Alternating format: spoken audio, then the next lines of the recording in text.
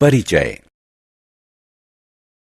प्रिय दोस्तों, आपने निश्चित रूप से किसानों को धान के खेतों में काम करते देखा होगा। वो पूरे दिन लगातार काम करते रहते हैं, लेकिन क्या आपने कभी सोचा है कि उन्हें पूरे उत्साह के साथ अपना कार्य करने के लिए ऐसी ऊर्जा कहां से मिलती है? वास्तव में हमारी ही तरह वे भी यह ऊर्जा उस भोजन से प्राप्त करते हैं जो वो खाते हैं। दूसरे शब्दों में हम कह सकते हैं कि दैनिक गतिविधियों को करने के लिए हमारे शरीर हेतु भोजन ही ऊर्जा का मुख्य स्रोत है। हम अपना भोजन पौधों और पशुओं दोनों से ही प्राप्त करते हैं। प्रत्येक व्यक्ति की आवश्यकताओं को पूरा करने के लिए भोजन का उत्पादन व्यापक स्तर पर करना होता है। इस पाठ में हम फसल उत्पादन और आहार वितरण के लिए प्रबंधन पर चर्चा करेंगे।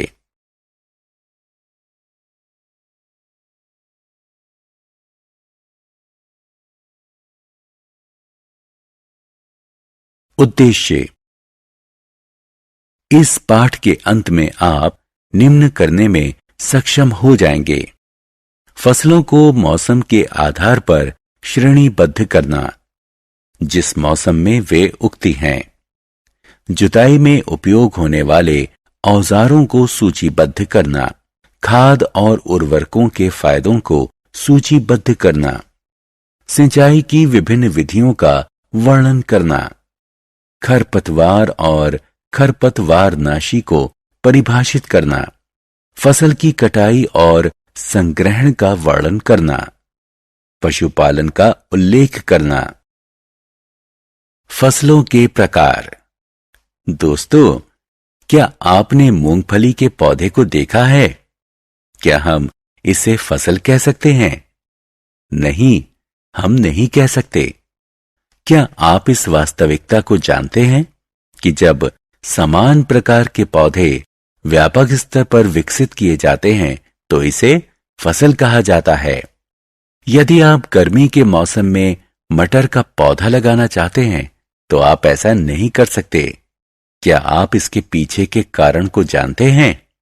भारत में फसलों को उनके बढ़ने वाले मौसम के आधार पर व्यापक स्तर पर दो श्रेणियों में वर्गीकृत किया गया है, अर्थात रबी और खरीफ फसलें।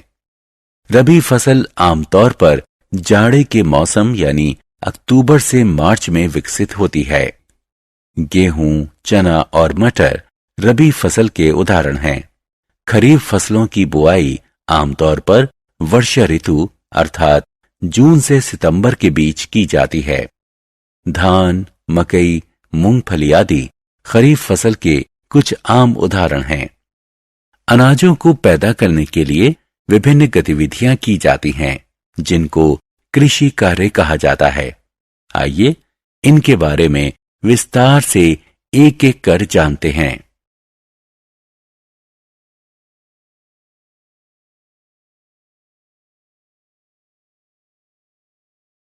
कृषि औजार।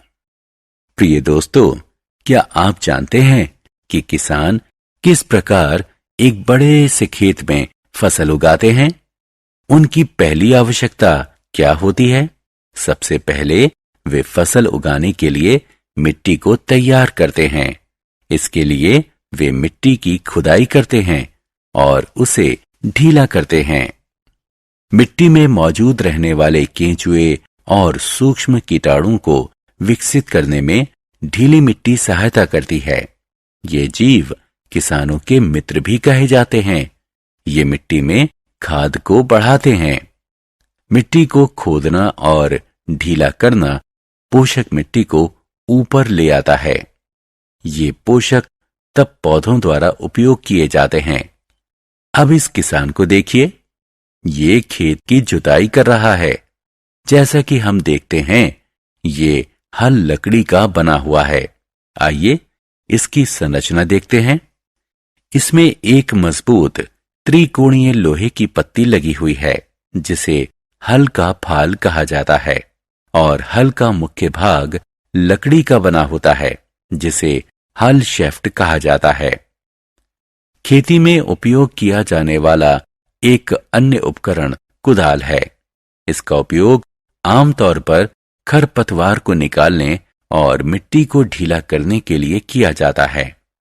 इसमें लकड़ी का एक लंबा डंडा लगा होता है और इसमें मजबूत, चौड़ी, मुड़ी हुई लोहे की प्लेट लगी होती है जो ब्लेड के समान कार्य करती है।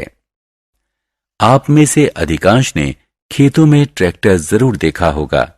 आजकल जुताई ट्रैक्टर द्वारा की जाती है, जो मेहनत और समय दोनों की बचत करता है।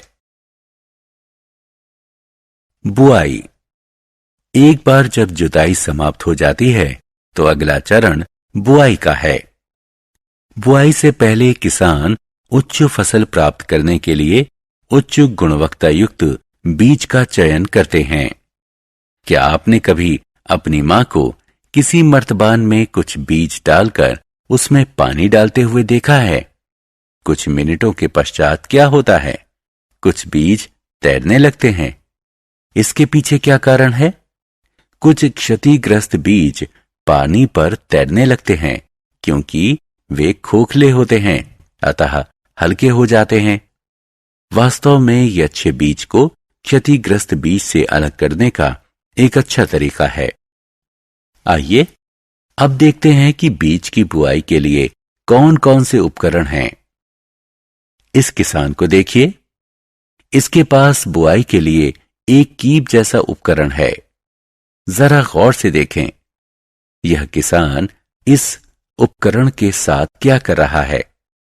हां, ये कीप में बीज भर रहा है, जिसके जरिए कीप के दूसरे छोर से बीज निकलकर सीधे मिट्टी में गिर रहे हैं। यह एक पारंपरिक विधि है और अत्यंत आसान है। आजकल ट्रैक्टर की सहायता से बुआई के लिए किसान आधुनिक बीज बुआई यंत्र का उपयोग कर रहे हैं।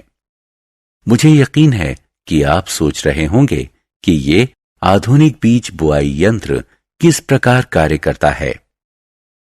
यह समान दूरी और गहराई पर बीज बोता है, जो सुनिश्चित करता है कि बुआई के बाद बीज मिट्टी से ढक गया है। यह प्रक्रिया काफी समय और मेहनत की बचत करती है। खाद। दोस्तों, आइए अब इस पाठ के अगले महत्वपूर्ण विषय पर चलते हैं। मुझे यकीन है कि आपने निश्चित रूप से खाद शब्द कई बार सुना होगा। क्या आप जानते हैं कि ये क्या है? अच्छा, चलिए देखते हैं। खाद एक जैविक पदार्थ है जो पौधों और पशुओं के अपशिष्ट के अपघटन से प्राप्त की जाती है। इसे बनाने के लिए किसान पौधों और पशुओं के अपशिष्ट को खुले स्थान पर गड्ढों में एकत्रित करते हैं, जहां ये सूक्ष्म जीवों द्वारा अपघटित किए जाते हैं। साल दर साल बार बार फसलों की खेती के कारण मिट्टी की उर्वरक शक्ति और पोषक तत्व कम होने लगते हैं। इसलिए किसान मिट्टी के पोषक तत्वों की पूर्ति के लिए खेत में खाद डालते हैं। यह प्रक्रिया खाद डालना कहलाती है। अब जैव खाद के कुछ प्रमुख लाभ को देखते हैं। खाद मिट्टी की जल धारण क्षमता को बढ़ाती है। यह मिट्टी को भुरभुरी बनाती है, जिसके कारण गैस विनिमय आसान हो जाता है। यह मिट्टी की संरचना को विकसित करती है। यह स्वस्थ फसल के लिए अनिवार्य मित्र सूक्ष्म जीवों की संख्या भी बढ़ाती है।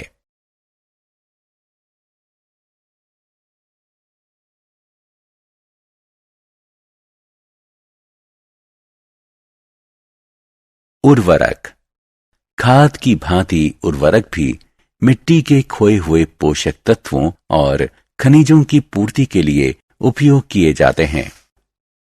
उर्वरक ऐसे रसायन हैं जिनका उपयोग पोटेशियम, फास्फोरस और नाइट्रेट जैसे खनिजों को मिट्टी में मिलाने के लिए किया जाता है।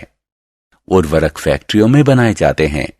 उर्वरकों के कुछ उदाहरणों में शामिल हैं यूरिया, अमोनियम सल्फेट, पोटाश और एनपीके यानी नाइट्रोजन, फास्फोरस, पोटेशियम आदि। उर्वरकों का उपयोग फसल की उपज को बढ़ाता है। हालांकि उर्वरकों के उपयोग की कुछ हानियां भी हैं। उर्वरकों का अत्यधिक उपयोग मिट्टी को कम उपजाऊ बनाता है और ये जल प्रदूषण के स्रोत भी हैं। अब आप इस तालिका में उर्वरक और खाद में अंतर देख सकते हैं। फसल चक्रण। अब तक हमने खाद और उर्वरक तथा उनके उपयोगों के बारे में जाना। आइए अब मिट्टी के पोषक तत्वों की पूर्ति करने वाली एक अन्य विधि के बारे में जानते हैं। यह फसल चक्रण के नाम से जानी जाती है। क्या आप जानते हैं कि चावल जैसे अनाज की फसल मिट्टी में उपजाई जाती है? यह मिट्टी से अत्यधिक नाइट्रोजनी क्षार का उपयोग करती है और इसके बाद यदि अन्य अनाज की फसल उसी मिट्टी में उपजाई जाए तो मिट्टी में नाइट्रोजन की कमी हो जाती है। अतः चक्रण के द्वारा किसी फलीदार फसल को अनाज की फसल की उपज के बाद उपजाया जाना चाहिए। आपको जानकर हैरानी होगी कि कुछ बैक्टीरिया इन फलीदार पौधों की ग्रंथियों की जड़ में मौजूद होते हैं। ये रिजोबियम बैक्टीरिया के नाम से जाने जाते हैं, जो नाइट्रोजन यौगिक बनाने के लिए वायुमंडलीय नाइट्रोजन को ठीक करते हैं। जब ये नाइट्रोजन यौगिक मिट्टी में जाते हैं तो मिट्टी अधिक उपजाऊ हो जाती है। अतः फलीदार पौधों का रोपण मिट्टी को प्रचुर मात्रा में नाइट्रोजन प्रदान करता है और जब कोई अनाज इस मिट्टी में उपजाया जाता है तो अनाज उत्पादन बढ़ जाता है।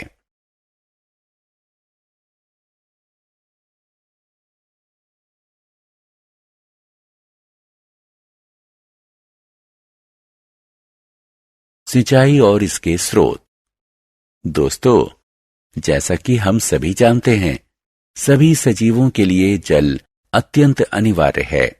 लेकिन फसल के उत्पादन में इसकी क्या भूमिका है? वास्तव में जल फसल के लिए आवश्यक है, क्योंकि सूखी परिस्थितियों में बीज का अंकुरण नहीं हो सकता। जल पौधे की जड़ों द्वारा सूखा जाता है और इसके साथ साथ खनिज और उर्वरक भी सूख लिए जाते हैं। इसलिए खेतों में फसलों में पानी डालना सिंचाई कहलाता है। सिंचाई का समय और आवृत्ति मिट्टी दर मिट्टी, फसल दर फसल और मौसम दर मौसम परिवर्तित होती रहती है। अब प्रश्न ये उठता है कि सिंचाई के स्रोत क्या क्या हैं? जी हां, ट्यूबवेल, तालाब, झील, नदियां, डैम और कैनाल सिंचाई के कुछ मुख्य स्रोत हैं।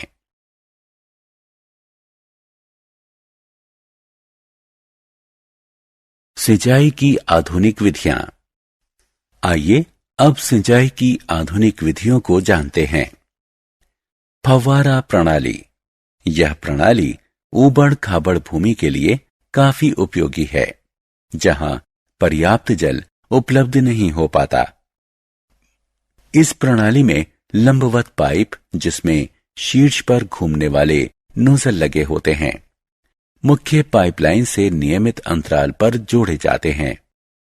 जब पंप की सहायता से दबाव में मुख्य पाइपलाइन के माध्यम से जल को प्रवाहित होने दिया जाता है तो यह घूमने वाले नोजल से निकलता है और इस प्रकार फसल पर पड़ता है जैसे वर्षा हो रही हो।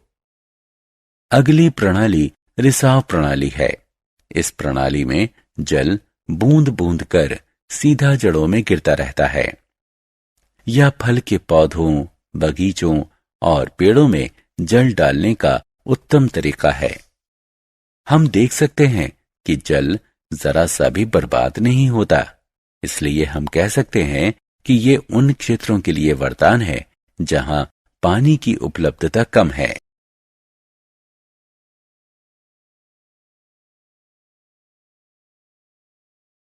फसल की कटाई। दोस्तों, क्या आप सोचते हैं जब फसल पक जाती है तो किसान क्या करता है? हां, वो फसल को काटता है। यह प्रक्रिया कटाई कहलाती है और यह महत्वपूर्ण कार्य है। आइए अब जानते हैं कि कटाई कैसे की जाती है। कटाई की प्रक्रिया में फसल को निकाला जाता है या दरांती अथवा कटाई मशीन का उपयोग कर जमीन के निकट से काटा जाता है। इसके बाद अनाज के बीजों को भूसे से अलग किया जाता है। इस प्रक्रिया को गाहना या भूसे से अलग करना कहते हैं। यह एक मशीन की सहायता से किया जाता है जिसे कंबाइन कहते हैं, जो वास्तव में एक जुड़ी हुई कटाई और कहाई की मशीन है।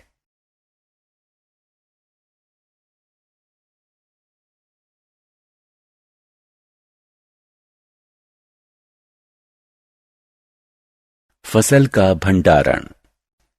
एक बार कटाई हो जाने के बाद फसल को बड़े भंडार में संग्रहण किया जाता है। हमें फसल को संग्रहण करते समय सावधानी रखनी चाहिए, क्योंकि यदि कटे हुए अनाज को बिना सुखाए संग्रहण कर दिया जाए तो वे बर्बाद हो सकते हैं या इन पर सूक्ष्मजीव आक्रमण कर सकते हैं। अतः वे अपनी अंकुरण की क्षमता खो देंगे। इसलिए अनाज में मौजूद नमी को कम करने के लिए उन्हें सूर्य के प्रकाश में भली भांति सुखाया जाना चाहिए। क्या आप इस तथ्य को जानते हैं कि किसान अनाज को पटसन के झोले या धात्विक डब्बों में संग्रहित करते हैं, लेकिन व्यापक स्तर पर अनाज के संग्रहण के लिए बुखारी और अन्य भंडार का उपयोग करते हैं। आमतौर पर लोग अनाज के संग्रहण के लिए लोहे के ड्रम में सुखाए हुए नीम के पत्ते भी रखते हैं, क्योंकि ये पत्ते अनाज को कीटों व सूक्ष्म जीवों से बचाते हैं। पशुपालन। दोस्तों, क्या आप जानते हैं कि पशु भी हमें विभिन्न प्रकार के खाद्य पदार्थ प्रदान करते हैं? तटीय क्षेत्रों में रहने वाले कई लोग मछली का सेवन उनके आहार के मुख्य भाग के रूप में करते हैं। आपको यहां जानकर हैरानी होगी कि फसल उत्पादन प्रक्रिया के समान ही पशुओं का पालन भी घर या बाड़ी में किया जाता है। उनको उचित आहार, आश्रय और देखभाल प्रदान की जाती है ताकि वे हमें खाने के लिए स्वस्थ पदार्थ प्रदान कर सकें। यह प्रक्रिया पशुपालन कहलाती है। दूसरे शब्दों में हम कह सकते हैं कि पशुपालन का अर्थ है व्यापक स्तर पर पशुधन का पालन और पोषण।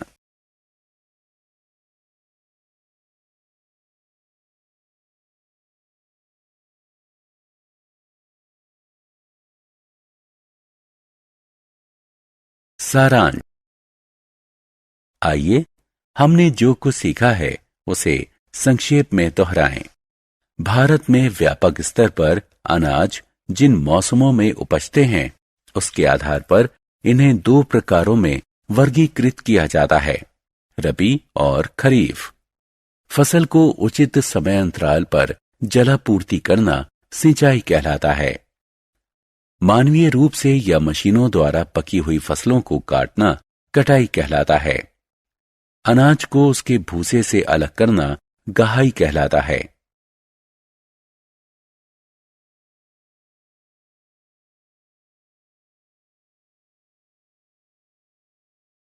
अनाज को कीट और सूक्ष्म जीवों से बचाने के लिए अनाज का उचित संग्रहण अनिवार्य है। पशुधन का व्यापक स्तर पर पालन और पोषण करना पशुपालन कहलाता है।